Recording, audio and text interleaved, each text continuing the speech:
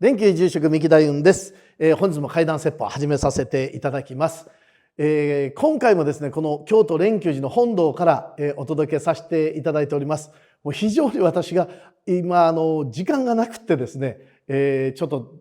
スタジオで収録するということが、今回難しかったので、人類大会議とかではここでさせていただいてるんですけれども、今回怪談説法もこちらでお話をさせていただきます。せっかくですので前回も少し蓮久寺と私のご縁を話させていただきましたけれども、今回はですね、蓮久寺に来ていただいたら、実は皆さんあれなぜここにこんな置物があるのというふうに不思議に思われるんではないかなというふうなことがありまして、でそれが何かと言いますと、蓮久寺には一匹のお猿さんの、像が飾られてるんですね。これ気づかれずに帰られる方もどうもいるみたいで、蓮久寺行きましたよっていうお声かけていただいた方に「お猿さん見ましたか?」って言うと「いやそんな像なかったです」って言われることがあるんですけども、ちゃんと置いてございます。でその由来について今回お話を少しさせていただこうというふうに思います。実はですね、私自身がよく夢を見るんです。でなんか普通の夢、自分が何か風船か何かに捕まってふわふわ飛んでいく夢とかですね、誰かに襲われるような夢を見たりするんですけれども、なんとなく今日は夢を見たなっていうのはリアリティがないというか、皆さんが一般的に見られる夢と変わらないと思うんです。ところがですね、何回かに一度は非常にリアルな夢を見るんです。もうこれ最近ちょっと実は私困ってるんですけども、どういうことかと言いますと、夢で経験したことを実際に経験したのとが境目がたまになくなるんですね。非常にリアルな夢を見てしまうので、例えばどなたか怪我された、事故で怪我された夢を見た時に、朝になってですね、その方に電話して「怪我の具合どうですか?」なんていうお見舞いの電話をしたり、してしまって、で「いや全然事故なんかしてませんよ」って言われて「いやそんなことないですよ、私連絡いただきましたもん」って夢と現実がごっちゃになることが、時折ございまして、で実は今回今からお話しする話も非常にリアルでですね、本当に起きた時にあれって夢かなというふうな不思議な夢を、ご紹介しようと思います。この夢はですね、私が寝ていますともう普通に道を歩いてるんですね。でこの道っていうのが京都の見慣れた道なんです。で京都のとある道をずっと歩いてますと、向こうからね本当に身長が30センチぐらい、30センチ物差し、ぐらいの小人といえば小人なんですけれども、そこまで本当に小さなものではなくってですね、比較的大きい30センチぐらいのものがずっと向こうが歩いてくるんですね。で周りが夜で真っ暗なんですけれども、その歩いてくるものだけが見えるんです。であれやけに小さい何かな、何か動物か何かかなと思ってずっと見てますとですね、近寄ってくると頭に角があるのが分かるんです。でそれを見た瞬間鬼だと思って、私はすぐに近くの壁のところにくぼみがありまして、そこに隠れるんです。そうしますとその鬼はずっとそのまま私に気づかずに通り過ぎようとするんですね。そしてずっと行ってよかったよかった、このまま通り過ぎてくれるかなと思って私そこに隠れてるんです。そうしますとパッと私の方を指さして「おーいここに人がいるぞ」、突然大きな声でその鬼がですね、私を見つけて仲間を呼ぶんですよね。で言っても30センチぐらいのものですから走って逃げようと思うんですけれども、その「おーいここに人間がいるぞ」とその声に気づいた他の者たちが一斉に私に向かって走ってくるのが見えるんです。いわゆるね魑魅魍魎、よく百鬼夜行なんて言いますけれども、まさにようなもう人以外の何かがわからないんですけれども、うわーっと私のところに走ってくるんです。でそれを見て私はですね、もう怖くなって必死になって逃げるんです。逃げるんですけれども、もういろいろな聞いたことのない声、キーキーキーキー言うような声とか、あるいはうわーっと叫ぶような声とかですね、いろんなものがこの魑魅魍魎がいろいろ私に大声をかけながら走ってくるんです。でそれで私はもう必死になって逃げるんですね。そして逃げるんですけれども、やがて疲れてくるとどんどんとその魑魅魍魎たちと距離が縮まってきて、このままだと私は大変なことになると思って必死に逃げるんですけれども、どんどん追い継がれて、やがてもう手が届くんではないかという距離になった時にですね、キーという、もう何とも言えない、いわゆる動物が威嚇する声と言いますのか、なんかそういうものがキーッと突然バーッと全体に広がるんですね。で、私もそれはっきり音として覚えてるんですけれども、キーというなんか動物が威嚇するような声が聞こえたその瞬間ですね、私を追いかけていた魑魅魍魎が一瞬ハッとなるんですよ。で、私もですね、今がチャンスだと思って逃げるんですけど、そしたら逃げるとまた追いかけてくる。そうするとまたキーという声がするんです。で、そうすると魑魅魍魎がまたピタッと止まる。やがてそのキーキーいう声がですね、キーキーキーキーキー激しくなってくる。そうするとその魑魅魍魎がだんだんと何か怖がるようにしてわーっと向こうへ引き上げていってくれたんです。で、私はよかった、何か動物に助けられたのかなと思って周りを見渡すんですけれども、周りには何も動物らしきものはいないんです。ただまだたまにキーキーキーと威嚇する声だけは聞こえてたんですね。で、この声どこから聞こえるんだろうと思って、そのまま私歩いていきまして、この声のする主のところまで行ったんですね。そうしますとですね、なんとそこにですね、一匹のお猿さんがいたんです。そしてこのお猿さんがですね、私の方をじーっと見てくるんですね。そして私の方を見ながらですね、何かこう申し訳なさそうななんか感じなんです。で、私がお猿さんですか、私の方から声をかけますと、向こうがこううなずくんですね。で、まさに動物園にいるようなニホンザルといいますかね、お猿さんなんですけれども、刻々と私に、申し訳なさそうに頭を振るんですけれども、よーく見ますとですね、金網の中にこのお猿さんが一匹ちょこっと座ってるんです。で、金網に囲まれて出てこれないようになってる。でもこのお猿さんが追いかけられている私を見てですね、魑魅魍魎を追い払ってくれたことはもう明確なわけですね。だから檻の中から叫んで私を助けてくれたんですね、ありがとうございますと私はお猿さんにお礼を言うわけです。そうしますとお猿さんが急にパッとこう不思議そうに私の方をまた見上げてですね、日本語でこう言うんですね。もしよかったら助けたお礼をしていただけませんかというふうに丁寧な言葉でこのお猿さんが私に話しかけてくるんです。そして私がそれはもちろんです、助けていただいたお礼は何か、私のできることならさせていただくんですけれども、どういったことですか。私がそう聞きますとですね、このお猿さんが金網のところをガッとつかみながら私を見てですね、こう言うんです。申し訳ないですけど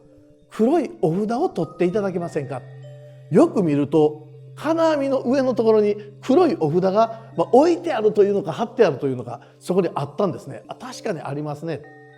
実はこのお猿さんは私にこう言うんです。もう今からずいぶん昔の話になりますけれども、私はここで鬼門を守るために座っていた。でもあまりに時間が経って暇なので、時折夜になると町に降りて行って人々を脅かしてたんです。で、それがお手紙を受けてですね、今では網の中に閉じ込められました。でも今はもう十分改心しましたので、どうか私を網から出していただけませんか。そのためにこのお札を剥がしていただければ私は外に出れますんで。まさにですね、西遊記の賈火山から孫悟空が助けていただくようなお話だったんですね。で、私がそうですか、じゃあこの黒いお札を剥がせばいいんですか。そう聞くとお願いします。本当に丁寧なお猿さんでですね、おそらくこの先悪さをされないだろうと思った私はですね、このお札をパッと取ったんです。そうしますと網がね、パッと瞬時に取れるというよりも、少しずつわーっとこうなくなっていくというか、消えていく。するとお猿さんがありがとうございます、ありがとうございますと私に何度かお礼を言ってこう言うんです。もしよかったら私あなたの家の鬼門も守りますので、よかったら私に守らせてください。そう言ってくるんですね。で、ありがとうございます。じゃあぜひぜひ私お寺の住職をしてますのでお寺に来ていただければ助かりますなんて話をすると、そのお猿さんがですね、もしそれでも私が悪さをするような、ことがあってはいけないので、もしご心配なようなら金庫寺って西遊記に出てくる、孫悟空もしてますけれども、頭に金庫寺というお経を読むと締まる、悪さをするとお経を読むとギュギュッと頭が締まって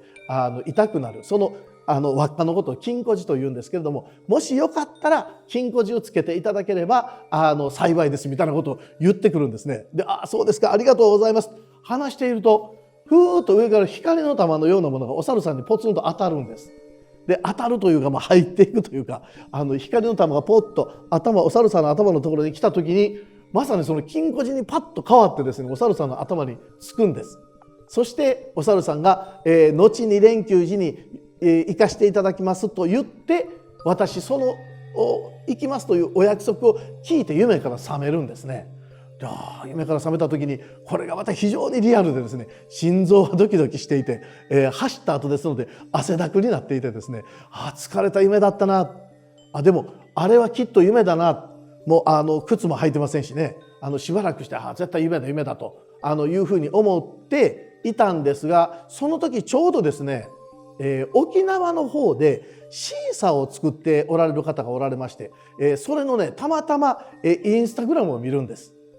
素晴らしいシーサーを作られてるんだなと思って、見てたらちょうどイベントでですね、沖縄のイベントがありましたので、そのイベントへ行った時にこの方とお会いしたいなと、